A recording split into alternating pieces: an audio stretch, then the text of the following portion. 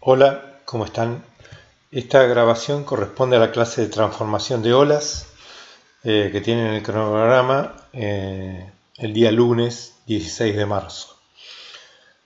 Previo a entrar en el tema transformación de olas propiamente dicho, vamos a tratar un tema que nos quedó de la clase anterior respecto a la energía del oleaje y el flujo de energía del oleaje. Por lo tanto, esto que tienen acá a la vista es el PowerPoint de la clase anterior, de teoría lineal de olas, en la última parte. Tanto la energía del oleaje como el flujo de energía del oleaje son propiedades no lineales del movimiento de las olas. Pero como vamos a ver, lo incluimos acá, se incluye como parte de la teoría lineal, porque es fundamental para el desarrollo de la estimación de las propiedades de las olas cuando pasamos de aguas profundas a aguas intermedias y a aguas poco profundas. La energía del oleaje tiene dos componentes, una energía potencial y una energía cinética. Energía potencial porque cuando la masa de agua se aparta del nivel de reposo, en presencia de olas, estamos elevando y descendiendo determinadas porciones de la masa de agua. Entonces ahí aparece la energía potencial. Y la energía cinética corresponde al movimiento de cada partícula. Para estimar la cantidad de energía potencial propia de las olas, vamos a tomar una porción de masa de agua de altura h más eta, de ancho diferencial x, y la densidad del agua, que es ρ. Ese es el diferencial de masa. Esa columna de agua tiene un centro de gravedad en h más eta sobre 2. Acá, bueno, no tengo el pizarrón, pero dibujen ustedes un perfil de ola, dibujen un volumen que tenga altura h más eta y diferencial x. Ese es un diferencial de masa y el centro de gravedad va a estar en h más eta sobre 2. Por lo tanto, esa columna de agua va a tener un diferencial de energía potencial igual a la masa por G, o sea, un peso, por Z, que es la ubicación del centro de gravedad de esa columna de agua. En cuanto a la energía cinética, vamos a tomar un diferencial de masa, que es una porción de x, ancho de x y altura de z,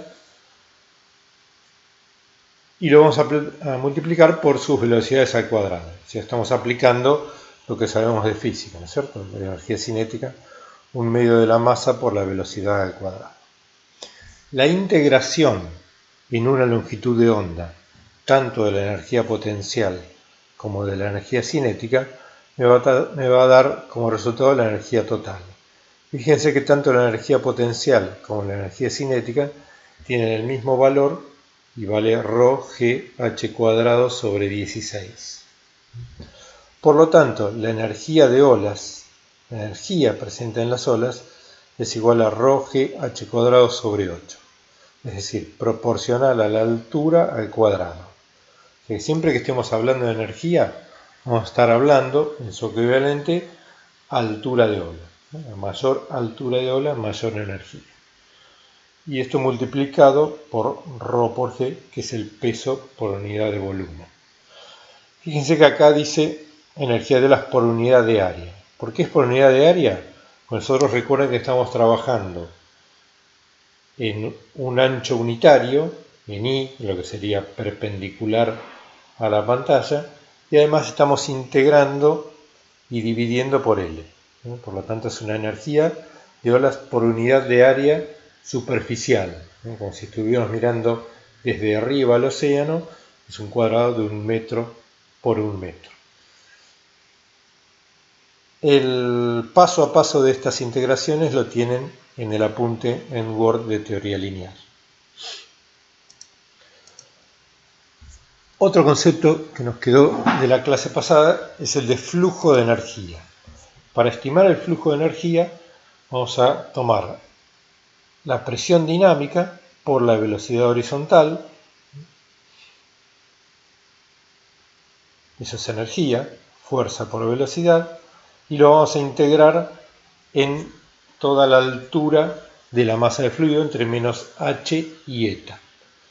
También tienen en el apunte el desarrollo de esta integral y van a ver que el resultado de esta integral, lo que nos da el flujo de energía, es E por C sub G.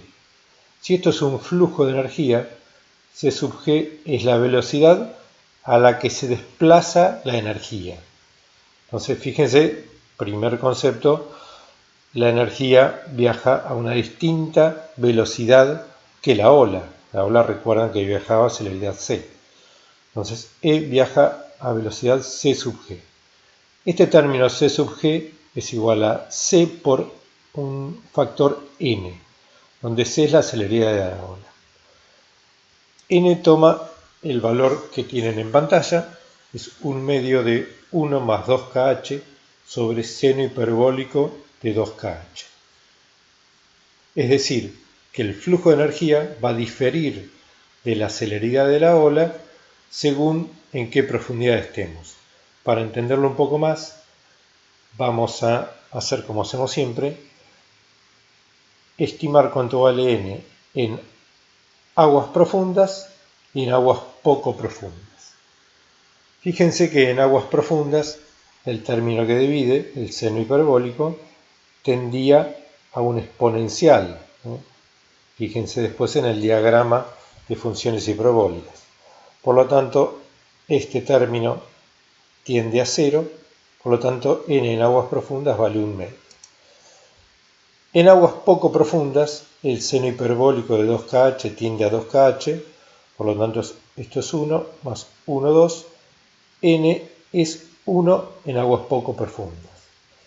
Es decir, que la energía se mueve a la mitad de la celeridad de la ola en aguas profundas, variará en aguas intermedias del valor 1 medio en valor 1, y en aguas poco profundas la celeridad c sub g del flujo de energía es igual a c.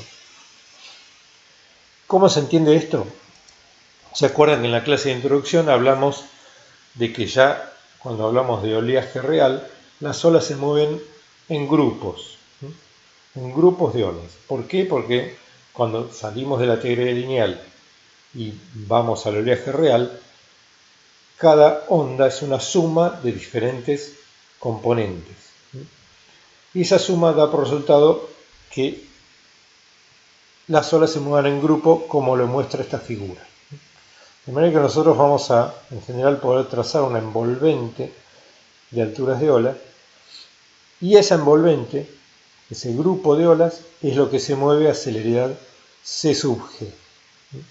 Cada ola individual se mueve a una celeridad c, en general mayor que c sub g. Por lo tanto, dentro de este grupo de olas, vamos a ver que cada ola individual avanza más rápido que la envolvente, desaparece cuando llega al frente de la envolvente, y a la vez se van creando nuevas olas en el principio de la envolvente. Podemos definir una longitud de grupo en función de esa celeridad. Bien, visto esto, a la clase de transformación de olas. Este es el segundo PowerPoint, tienen también en el sitio de la cátedra, lo tienen en la carpeta correspondiente. Van a ver que hay un repaso de la teoría lineal. Vamos a pasarlo porque ya lo vimos recientemente. Tienen acá las partes más importantes, las expresiones más importantes, el diagrama de funciones hiperbólicas, las funciones las expresiones de la ecuación de dispersión para aguas profundas, poco profundas, intermedias, velocidades y desplazamientos, energía y flujo de energía. Hasta aquí llegamos recién. Fíjense que si nosotros planteamos como hipótesis que el flujo de energía se conserva, vimos recién que el flujo de energía era E por C sub G o E por C por N. Si planteamos que este término es constante, podemos igualar entre aguas profundas, un punto en aguas profundas y un punto cualquiera. De manera que si despejamos H, háganlo después ustedes en sus casas el paso a paso, podemos obtener una ley de variación de altura de ola en función de una altura de ola en aguas profundas, una celeridad en aguas profundas, la celeridad en el punto de interés y de n que lo podemos evaluar. Podemos encontrar una ley de variación de altura de ola en función de datos en aguas profundas.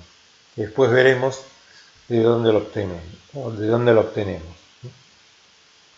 En principio, para esto vamos a usar la conservación del flujo de energía para estimar la altura de ola en un punto.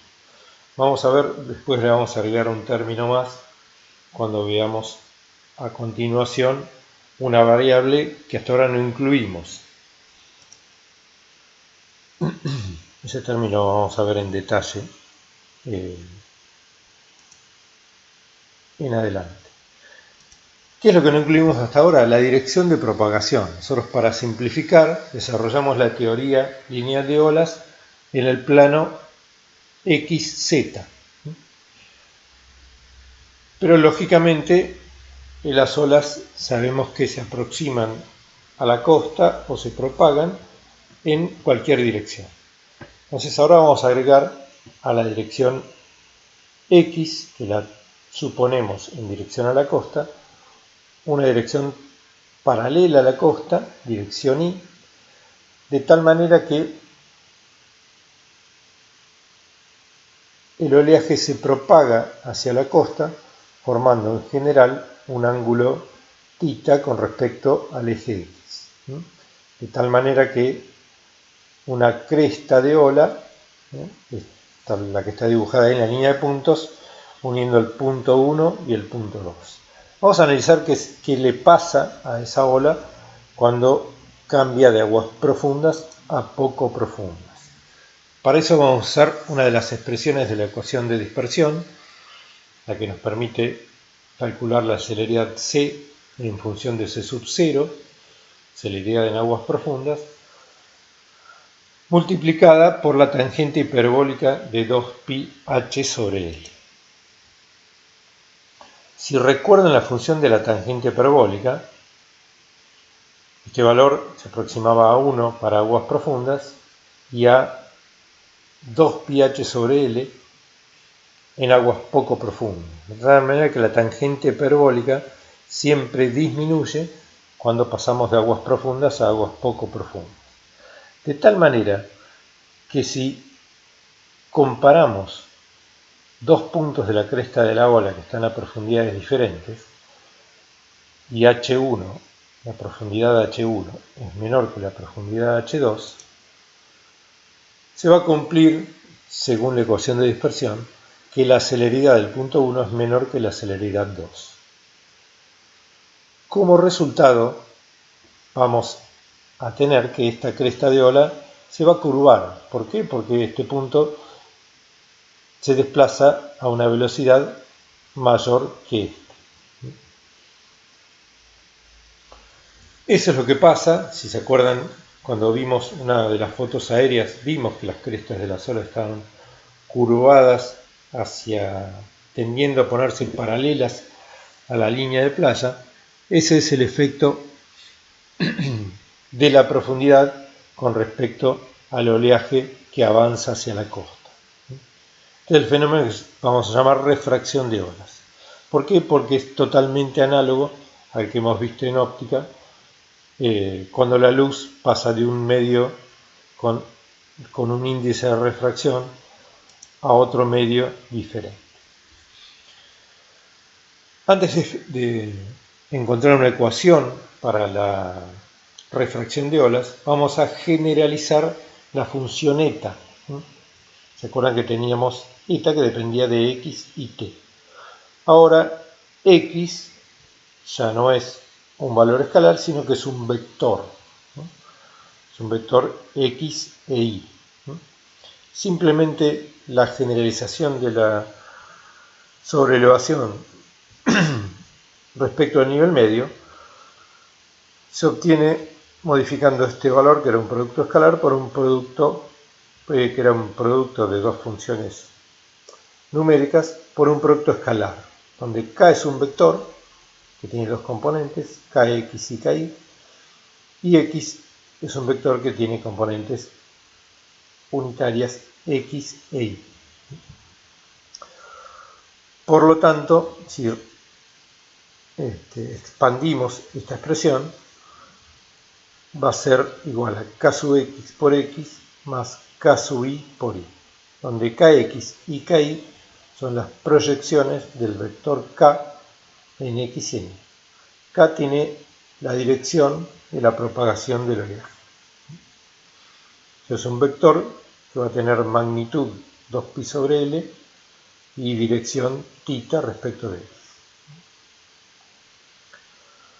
Si expresamos en función de θ, k sub x va a ser k coseno de θ y k sub y va a ser k seno de θ. De tal manera que la fase de la ola, en este caso, que para nosotros era kx menos sigma t, ahora va a ser k coseno de θ x más k seno de θ y menos sigma.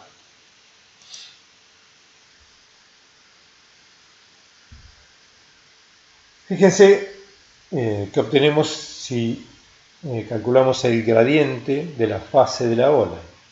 El gradiente, recuerdan, era la derivada respecto de x en y más la derivada respecto de y en j.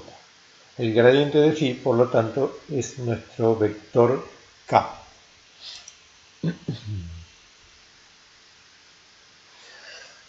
Si calculamos el gradiente de eta, derivando h sobre 2 coseno phi, el gradiente de eta va a ser h sobre 2 seno phi por gradiente de phi. Por lo tanto, ahí vemos que el gradiente de phi, o sea k, tiene la misma dirección que el gradiente de eta. El gradiente nos expresa la dirección de máximo cambio de una función. Por lo tanto, el gradiente de phi, que es k, tiene la misma dirección de propagación que la ola. Y así es como vamos a obtener la ecuación gobernante de la refracción de olas, calculando el vector del vector k. Si se acuerdan de matemáticas, entiendo que no, pero bueno, una propiedad de una función gradiente es que el rotor de un gradiente es siempre cero. El gradiente se obtenía con este operador, ijk, derivada respecto de x, derivada respecto de y el vector k, k coseno de θ, k seno de θ. Por lo tanto, las derivadas cruzadas de k son iguales a 0, y esta es nuestra ecuación gobernante de la refracción de olas. Se ve medio complicada, pero fíjense que las únicas variables que tenemos son k, o sea L, y θ, longitud de ola y dirección de propagación.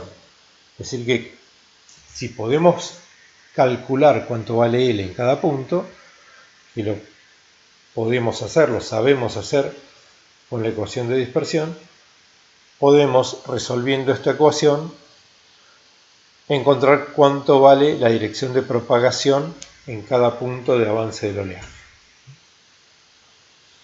Vamos a ver algún caso particular, que es el siguiente. Supongan que podemos adoptar con una buena aproximación que las batimétricas, o sea, las curvas de nivel del fondo del mar, son rectas y paralelas. Es decir, que la playa tiene una pendiente uniforme hacia el mar y no tiene variación en I, en el sentido I. Por lo tanto, podemos eliminar la variación en I y la expresión nos va a quedar como derivada de k seno de θ respecto de x igual a 0, lo que equivale a que k por el seno de θ es una constante. Si dividimos por t, háganlo, podemos expresar esta función como seno de θ sobre c igual a constante. Y esa no es otra que la ley de Snell, si se acuerdan de la óptica, era seno de θ sobre n igual a constante. Donde n era el índice de refracción del medio. Fíjense que el esquema que interpreta esta ley, la ley de Snell, es el mismo de la luz pasando de un medio de un cierto índice de refracción al otro. Lo que hace las veces de índice de refracción en hidráulica marítima son las profundidades.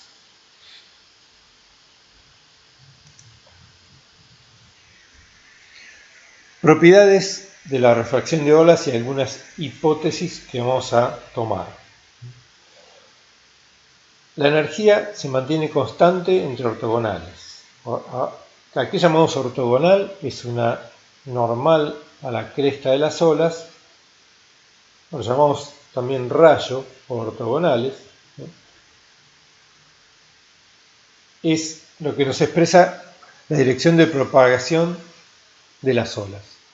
Si nosotros vamos trazando a medida que avanza el oleaje esa perpendicular a la cresta, nos marca un rayo u ortogonal. Es este que tienen acá. Este es un rayo u ortogonal.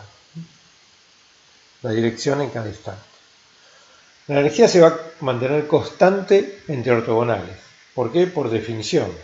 Si esa es la dirección en que se propaga el oleaje, la energía se propaga en dirección del oleaje. Por lo tanto, no hay energía que atraviese esos rayos. Solo vamos a suponer que hay cambios graduales en la topografía. En principio, lo comentamos en alguna clase anterior, para poder aplicar la teoría lineal de a trozos. Y también porque si no lo hacemos, esto nos puede traer problemas cuando calculemos refracción de olas, lo vamos a ver más adelante. Y además vamos a despreciar efectos debidos a corrientes y reflexión de olas. ¿Por qué? Porque tanto las corrientes oceánicas como la reflexión de olas modifican la refracción. Por lo tanto, vamos a despreciarlo para poder estimar la refracción del oleaje. Nosotros vamos a plantear que la energía o el flujo de energía, en realidad, se mantiene constante entre ortogonales. Entonces, al término del flujo de energía E por C sub G, esto es un flujo de energía por ancho de cresta, lo vamos a multiplicar por B, donde B vamos a llamar a la separación entre dos rayos adyacentes. Bueno, otra vez no tengo pizarrón ni manera de graficarlo, pero dibujen en planta una playa, la costa y dos ortogonales de ola que arrancan paralelas en aguas profundas y después se van acercando a la costa. En general no van a mantenerse paralelas porque las profundidades varían de distinta manera. Entonces vamos a llamar B a la separación entre ortogonales. De tal manera que el flujo de energía entre ortogonales, definido como E por C sub G por B, se mantiene constante. Y vamos a plantear, como hicimos anteriormente, un punto en aguas profundas y un punto arbitrario. Y vamos a desarrollarlo. Háganlo y despejen la altura de ola. Recuerden que es ρ por g por h cuadrado sobre 8. Y vamos a llamar con un 0 a todo lo que está en aguas profundas, o sea que B en aguas profundas va a ser B0, C en aguas profundas va a ser C sub 0, y nos queda esta expresión. Vamos a tomar una de las raíces, la que es C sub 0 sobre 2n por C, y fíjense que este término depende de la profundidad h. ¿Por qué? Porque C depende de h. C0 recuerden que era G por T sobre 2pi, no depende de h. Pero C sí depende de la profundidad de h.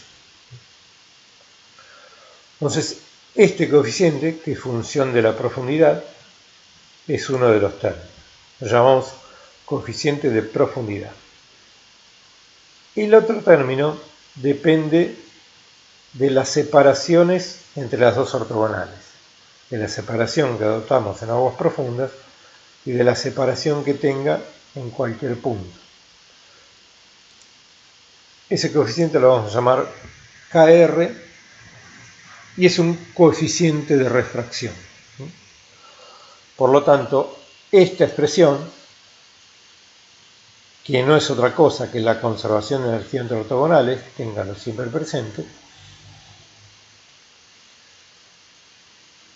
nos permite estimar la altura h en cualquier punto del océano conociendo la altura de las aguas profundas y calculando Ks en función de h y Kr como raíz de B sub 0 sobre B. En caso de batimétricas rectas y paralelas, podemos reemplazar la raíz de B sub 0 sobre B como la raíz de coseno de tita 0 sobre coseno de tita. Esto pueden buscarlo en la bibliografía o hacerlo directamente con este gráfico. Si toman que un valor es tita 0 y otro es tita, pueden encontrar las relaciones entre B0 y B.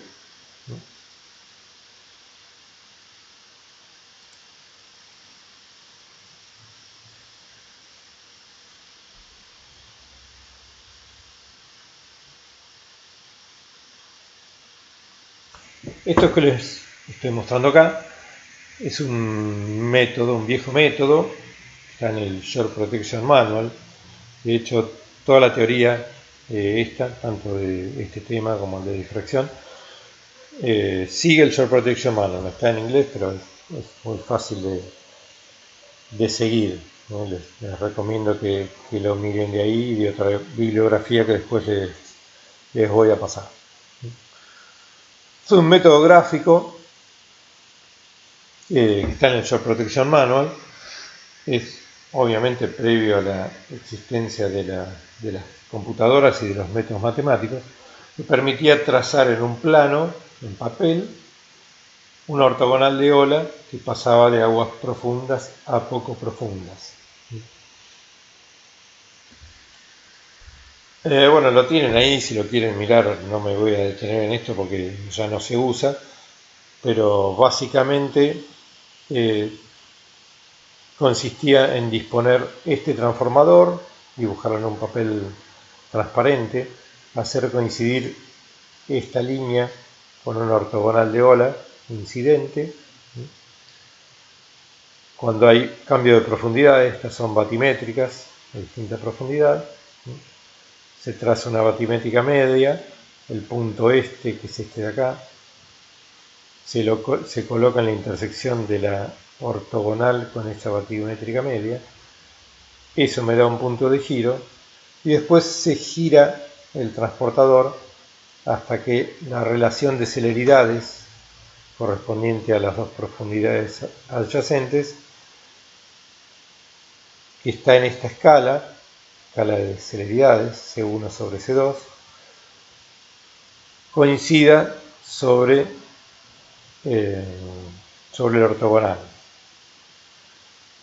Ese giro del transportador me da la dirección de la nueva dirección del ortogonal. Es un método gráfico Obviamente después se reemplazó, hay programas que permiten trazar una ortogonal de ola sobre una batimetría, sobre una grilla de batimetría, o como lo van a ver ustedes en el SWAN nos da directamente en toda la extensión de la grilla del modelo matemático cuánto vale tanto la altura de ola como su dirección de propagación. Pero bueno, es como dato curioso un método para hacer manualmente trazar la dirección de propagación. Entonces, aspectos importantes de la refracción de olas. Decimos que permite calcular la altura y la dirección de propagación a una cierta profundidad h, dados los datos de oleaje en aguas profundas. Esto es, altura de ola en aguas profundas, dirección de propagación en aguas profundas y el periodo t. La refracción permite calcular la distribución de h a lo largo de la costa. Supónganse que tomo un tramo de costa, por ejemplo, supónganse Villa Gesell, tengo datos de altura de ola en aguas profundas y emito un haz de rayos desde aguas profundas, todos con la misma dirección de propagación, θ0, hacia la costa. Como la profundidad varía, esos rayos se van a propagar de distinta manera. Entonces, según cómo lleguen los rayos a la costa, ahora vamos a ver, voy a tener zonas de concentración de energía o zonas de difusión de energía. Las zonas donde haya mayor cantidad de energía del oleaje, o sea, alturas más altas, van a ser desaconsejables para la instalación de estructuras. Ahora vamos a ver por qué hablamos de concentración y de difusión de energía. Otro tema importante es que permite la estimación del transporte de sedimentos. Vamos a ver cuando evaluemos el transporte de sedimentos por corrientes litorales, que los parámetros más importantes son la altura y la dirección de propagación del oleaje en la rompiente. Entonces, la teoría de la refracción de olas me permite obtener esos parámetros. Otro factor interesante es que si uno mira fotografías aéreas, como aquella que vimos en la primera clase, podemos obtener una descripción general de la batimetría. Ahora vamos a ver algunos casos para que ustedes lo entiendan.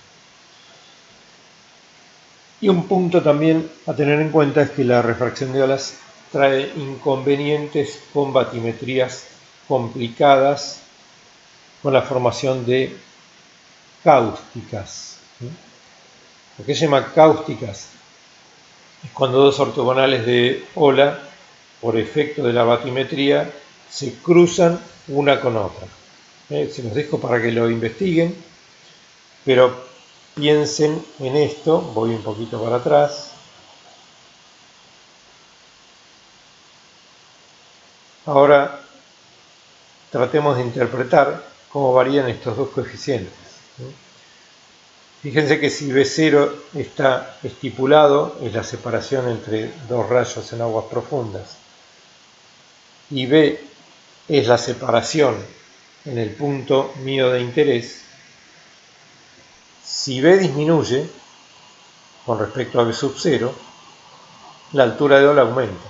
Es decir, que si las ortogonales se aproximan, la altura de ola aumenta. Lo que es lógico, por la energía se concentra en un ancho de cresta menor. Repito, si B es menor que B sub 0, la altura de ola nos aumenta.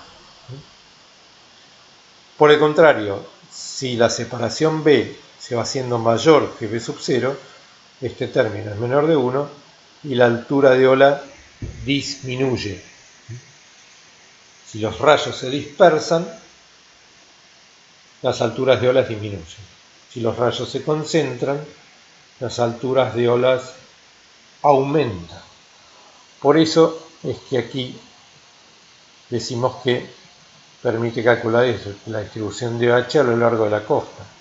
Si tenemos un haz de rayos que expresan cómo se mueve la ola hacia la costa, las zonas donde los rayos se me junten van a mostrarme zonas de concentración de altura de ola.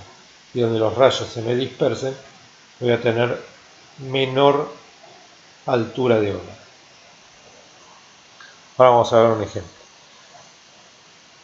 Cuando hablamos de cáustica es cuando los rayos se cruzan. ¿Qué pasa cuando los rayos se cruzan? B tiende a 0. Si B tiende a 0, la altura de ola tiende a un valor infinitamente grande. Cosa que físicamente no puede pasar. ¿Qué es lo que pasa ahí en realidad? Es una irrealidad. Ahí pasan otras cosas que no están directamente relacionadas con la refracción. Va a haber dispersión de energía lateralmente. Por eso en batimetrías complicadas, donde las ortogonales pueden llegar a cruzarse, ahí tenemos que manejarnos con cuidado. Algunos ejemplos de los que les comentaba. Línea de playa, una batimetría en particular. Recuerden siempre que las ortogonales tienden a disponerse perpendiculares a las batimétricas. Por lo tanto, en una batimetría que tiene esta forma, las ortogonales de ola tienden a concentrarse y al ser B menor que B sub 0, las alturas de ola aquí aumentan. En el caso contrario, donde B es mayor que B sub 0, las alturas de ola tienden a disminuir. Les pregunto acá, esas dos formas de playa, ¿qué formas representan? Una es un promontorio, una zona de menor profundidad, y la otra es un valle.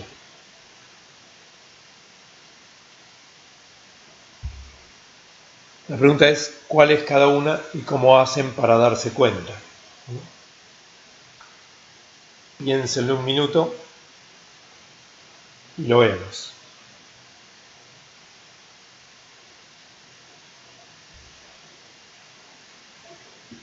Uno es un promontorio, una zona de menor profundidad que el resto, y otro es una zona de mayor profundidad. ¿Cuál es cuál?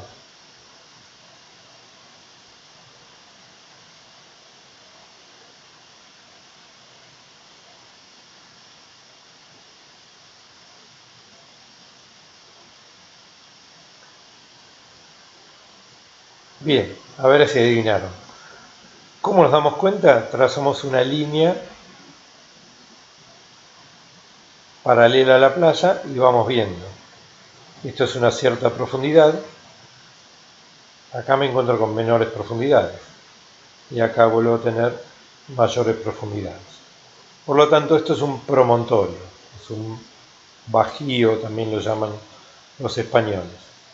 Si vamos acá, tengo una cierta profundidad. Acá tengo mayores profundidades. Y acá tengo menores profundidades. Esto es un valle, una hondonada. Por lo tanto, donde tengo zonas de menores profundidades, la energía converge, las alturas de ola son mayores. Donde tengo zonas de mayor profundidad, una bahía, las olas divergen y tengo menores alturas de ola. Un efecto combinado sería este que tienen ahí. En los promontorios, las ortogonales de ola convergen y tengo mayores alturas de ola. En las bahías, las olas divergen y tengo menores alturas de ola.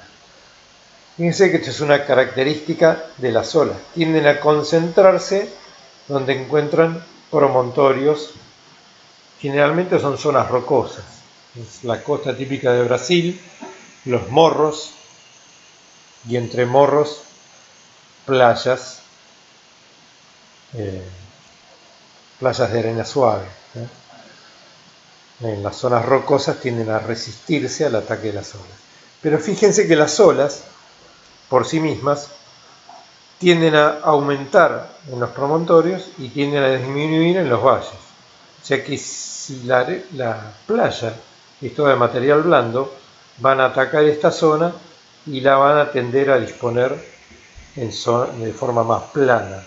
Por eso donde no hay roca, en nuestras playas, que son todas de material suelto, la playa es recta. O el oleaje tiende a romper las zonas que sobresalen. Bien, un ejemplo de un modelo antiguo que se hizo en los años 80 y pico, en el laboratorio de hidráulica marítima del que yo formaba parte. Y este en particular lo que nos muestra es el río de la Plata, está girado, esta es la costa uruguaya, Montevideo, el delta y la costa de la provincia de Buenos Aires, ciudad de Buenos Aires, La Plata. Esto es un punto en particular de estudio, una zona de interés, y lo que están trazadas son ortogonales inversas desde ese punto cada 5 grados en todas direcciones. El objetivo del estudio era poder estimar desde qué direcciones del mar, de la parte oceánica, podían arribar olas a ese punto de interés. Pero fíjense que desde estas direcciones los rayos no vienen del océano, vienen de la bahía San Borondón. Todo este abanico de direcciones tampoco viene del océano, viene de la costa uruguaya. Y este grupo de direcciones sí vienen desde el océano. Fíjense que acá hay un problema con el modelo. Esto es una cáustica, y acá no podemos decir nada de la propagación de olas porque los rayos se intercruzan. Pues acá seguramente uno tiene que corregir el modelo, suavizar la batimetría para que esto no pase. Pero bueno, estos son ortogonales de ola con los datos que tiene acá, un periodo de 10 segundos. La torre Cervidi es el punto en el que estamos analizando. Y estas son, como dice acá la figura, irradiación de ortogonales para un cierto estado de marea. La refracción depende, como hemos visto, de la longitud de ola, de la celeridad y por lo tanto de la profundidad. De manera que el estado de marea, en particular en el Río de la Plata, donde hay una sudestada importante, modifica totalmente el patrón de refracción. Eso encontramos en la modelación, que si queríamos modelarlo con resultados buenos, había que incluir la altura de marea a las profundidades naturales del río.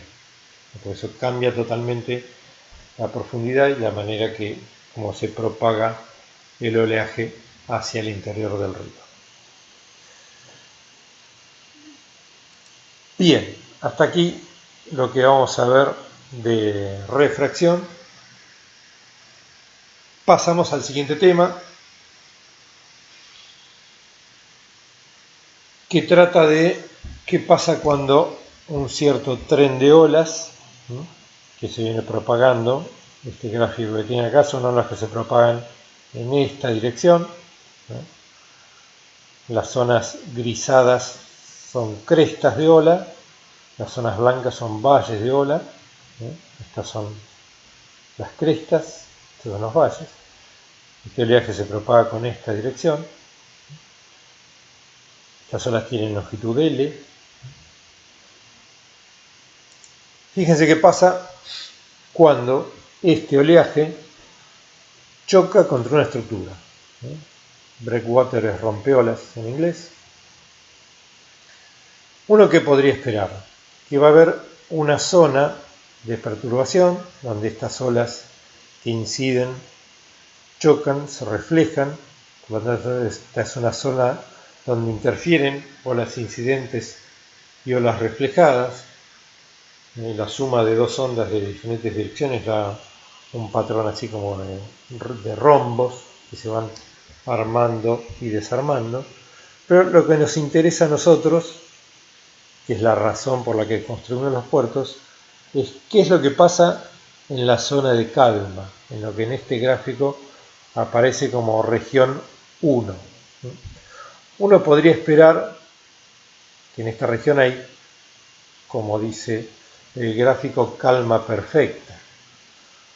En realidad este no pasa así porque nos encontramos con este absurdo. Si esto fuera así, en la línea de separación entre la zona de sombra del rompeolas y la zona donde las olas siguen propagándose sin deformación, habría una discontinuidad.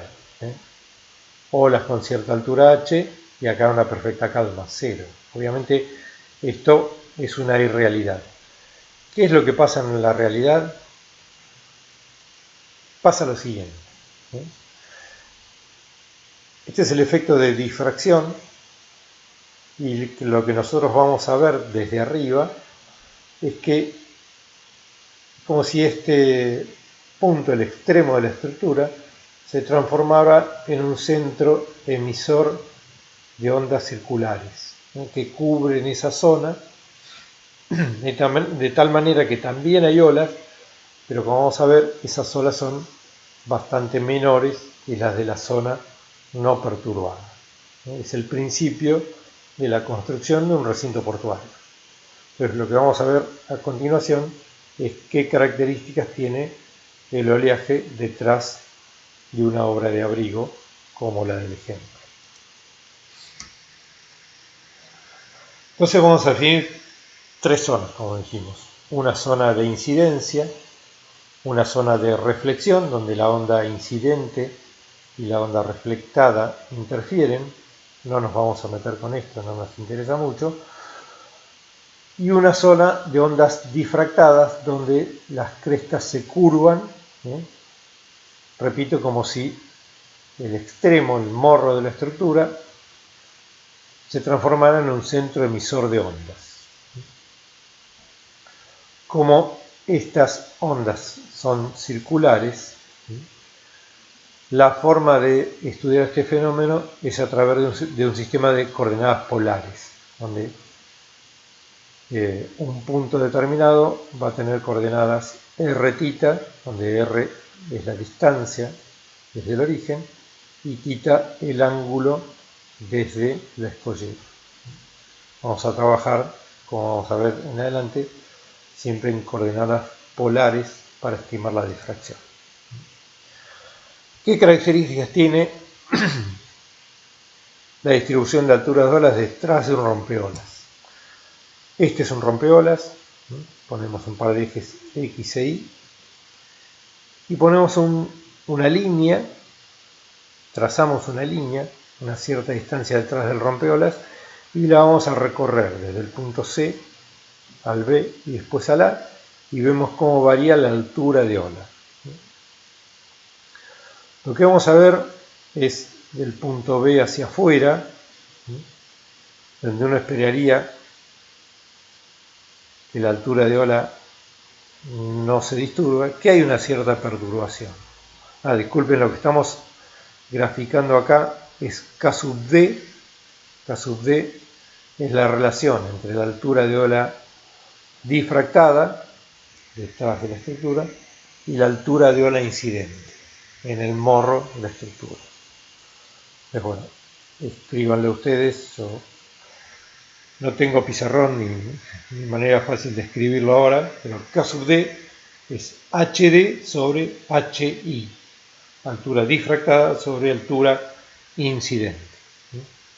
Entonces un K sub D 1 indica que no hay perturbación.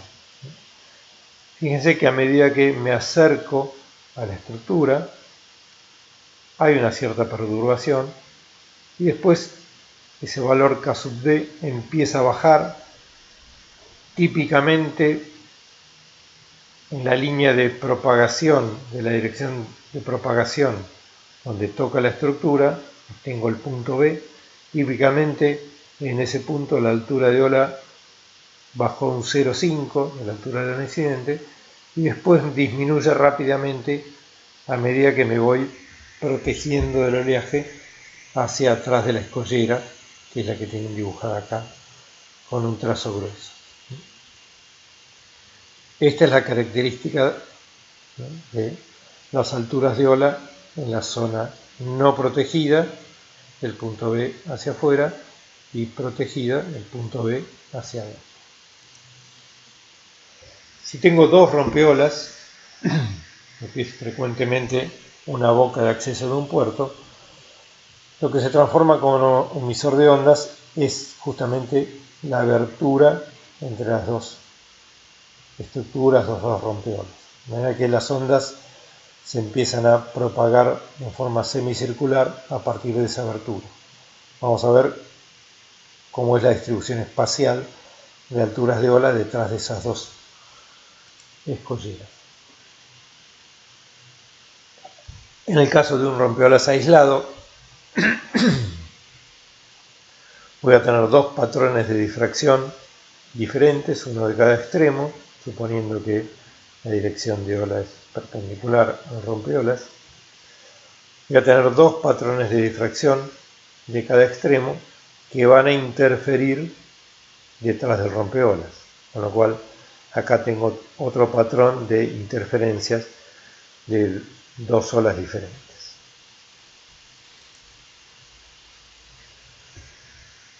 Este diagrama nos muestra cómo se procede para el cálculo de las alturas de ola difractadas detrás de una estructura, sea un espigón, un recinto portuario o una isla. Detrás de una isla también hay difracción de olas. Entonces los procedimientos de cálculo son diferentes según tengamos difracción pura o difracción combinada con refracción. ¿Cuándo hay difracción pura? Cuando la profundidad se mantiene constante. O sea, detrás de la estructura que interrumpe la propagación del oleaje, podemos suponer que la profundidad se mantiene constante. Ese es el caso de un recinto portuario. ¿Por qué? Porque nosotros dragamos el puerto para que el buque de diseño, el buque más grande, pueda ingresar y operar con tranquilidad. Ese va a ser un caso de profundidad constante.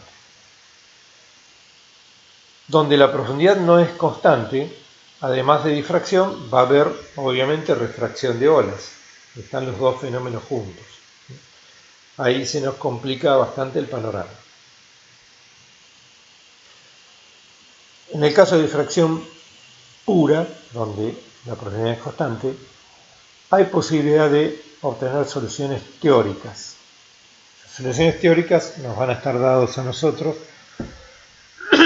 a través de gráficos que vamos a ver a continuación. También se puede obtener una solución numérica a partir de modelos matemáticos de difracción. En el caso de que no podamos suponer que hay difracción pura, donde la profundidad no es constante, o bien nos vamos a manejar con una solución aproximada, según nos explica el Shore Protection Manual, o también en modelos matemáticos, un investigador que es Berkov, el que desarrolló la modelación apropiada para estimar difracción combinada con refracción. Este podría ser el caso de una escollera que protege una playa. Detrás de una escollera aislada que protege una playa, ahí tenemos una profundidad variable, ¿cierto? Bien, estos son los gráficos de difracción más simples. los da el Shore Protection Manual, el investigador que los desarrolló es Weigel en el año 62. Y fíjense, este es un oleaje que se aproxima con un ángulo de 45 grados. Esta es la escollera. La solución teórica está dada por un para un rompeolas rígido, impermeable y semi-infinito, es decir, que empieza acá y termina, no termina, es indefinido en esta dirección. Y a ese rompeolas lo está atacando esta ola con una dirección de 45 grados respecto a la prolongación del rompeolas. Y estas líneas son líneas de igual K sub D, recuerden que K sub D es altura difractada sobre altura incidente. Entonces van a tener una zona no perturbada, o sea, desde la ortogonal de ola que incide en el extremo hacia la izquierda, zona no perturbada, KD igual a 1, zona de protección, K sub D decrecientes, 1, 09, 08, 07, 06, 05, el 05, fíjense que siempre coincide con la dirección de propagación, y a medida que nos vamos protegiendo más, 04, 03, 025, 020, 014. Este diagrama está en coordenadas polares. Tienen sectores cada 15 grados. Y estos círculos de acá son círculos de igual radio sobre longitud de ola. O sea, esta distancia es una longitud de ola, 2 longitudes de ola, 3 longitudes de ola. De tal manera que este gráfico es adimensional. Está dividida la distancia por la longitud de ola para que podamos utilizarlo en todos los casos. Entonces, bueno, van a ver en la práctica cómo estimar la altura de ola difractada. Entonces, si tenemos un punto determinado, lo que vamos a tener que obtener son sus coordenadas polares, ¿no es cierto? En qué ángulo, en qué dirección está respecto al rompeolas y en qué radio está respecto a la longitud de ola.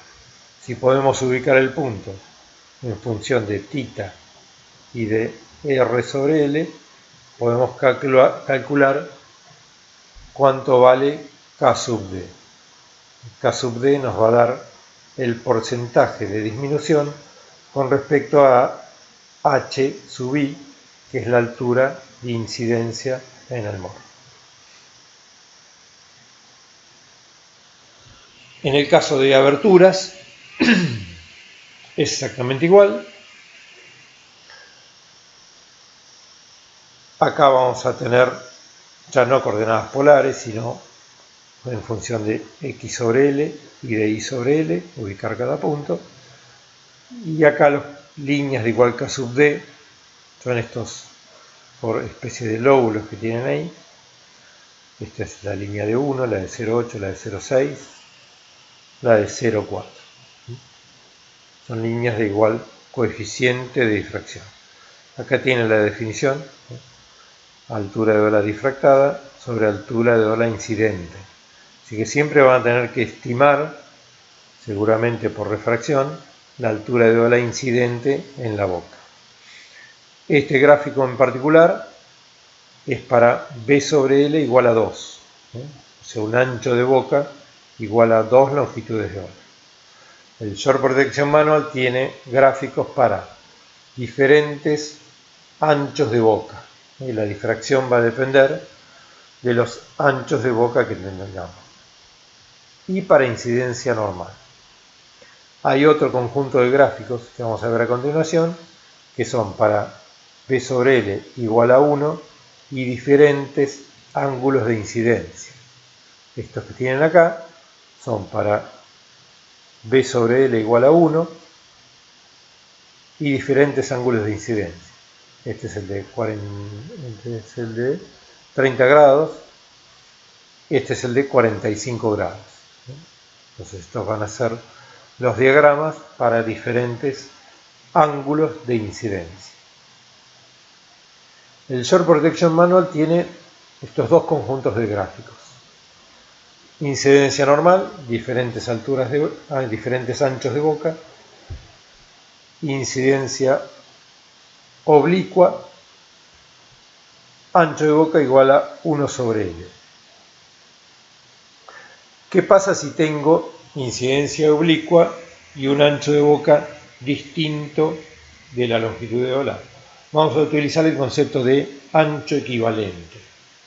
Es decir, vamos a obtener la proyección del ancho de boca normal a la dirección de incidencia. Y vamos a poner el gráfico en esta boca, ¿no? En esta dirección, de tal manera que los lóbulos van a salir en esa dirección.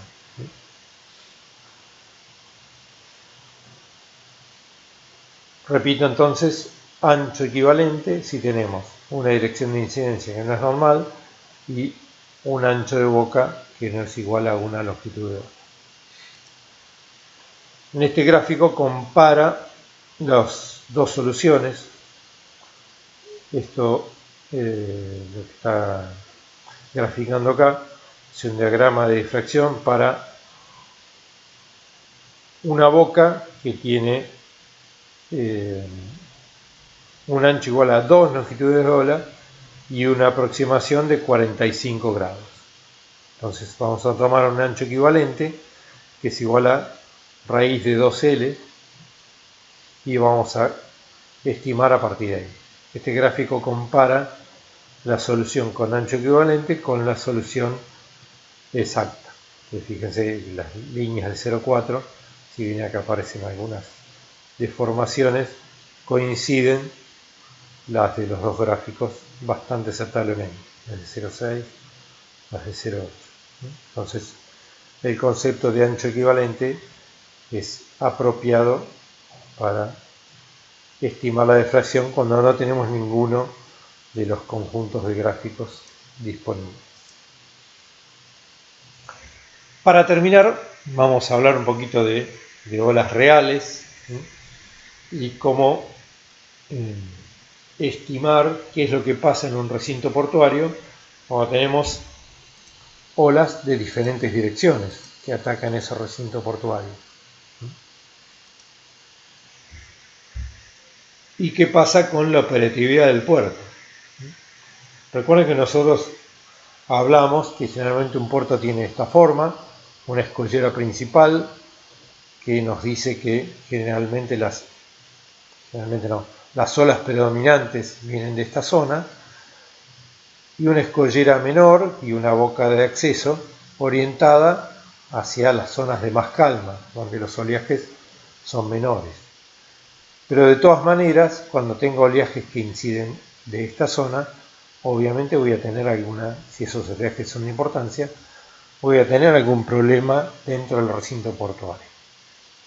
Entonces, fíjense, con una herramienta que me permita obtener la difracción de olas, el grado de disminución del oleaje externo hacia el interior del recinto portuario, cómo podemos trabajar para estimar cuál es la operatividad del puerto.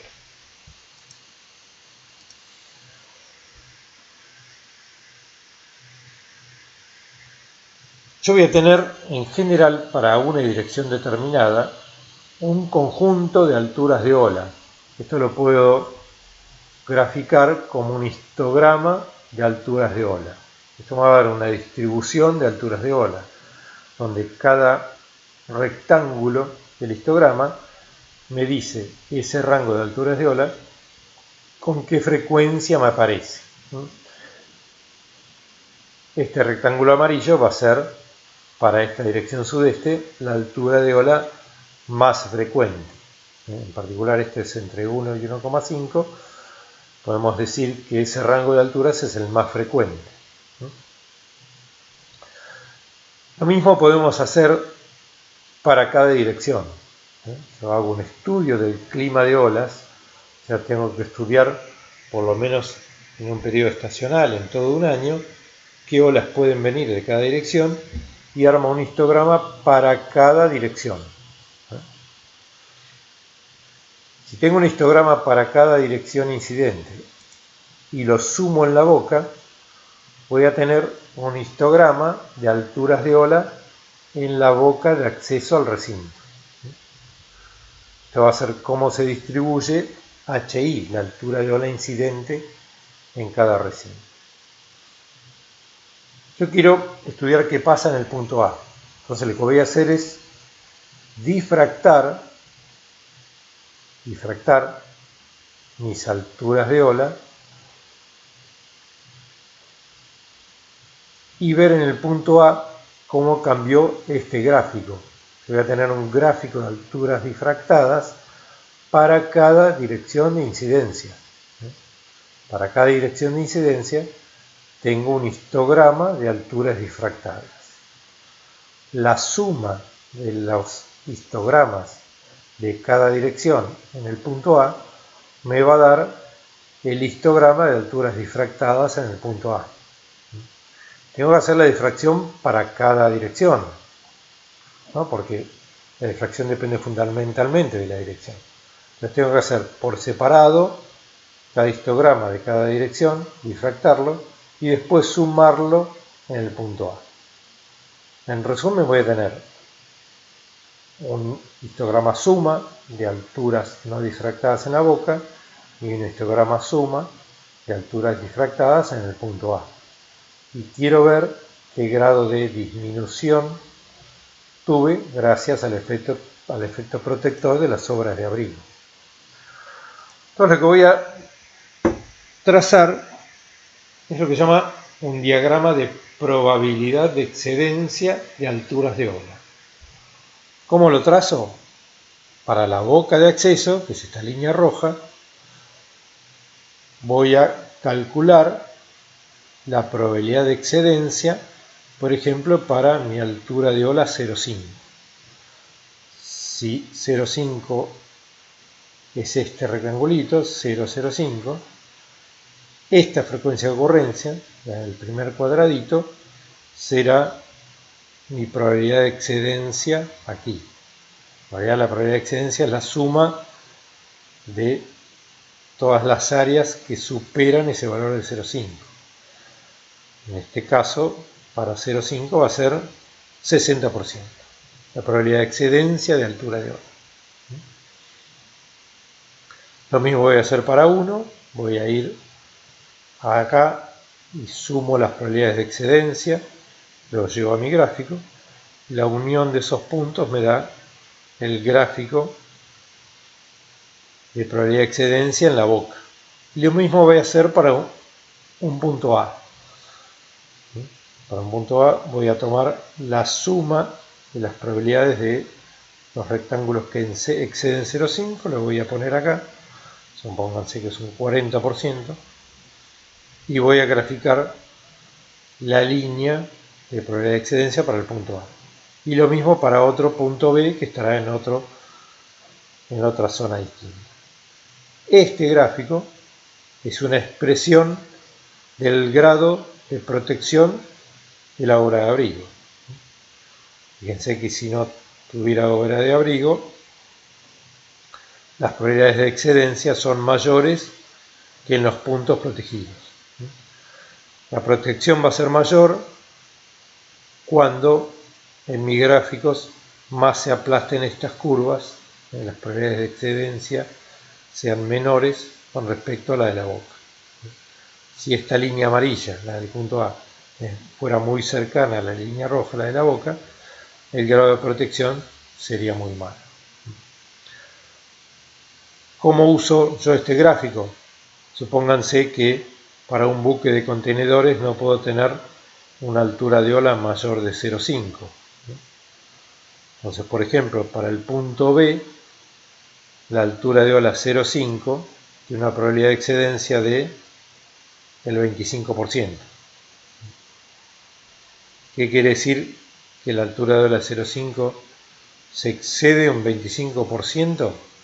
Que en un año de 365 días, el 25% son 180, 90 días. En un año tengo 90 días que no voy a poder utilizar con contenedores ese muelle.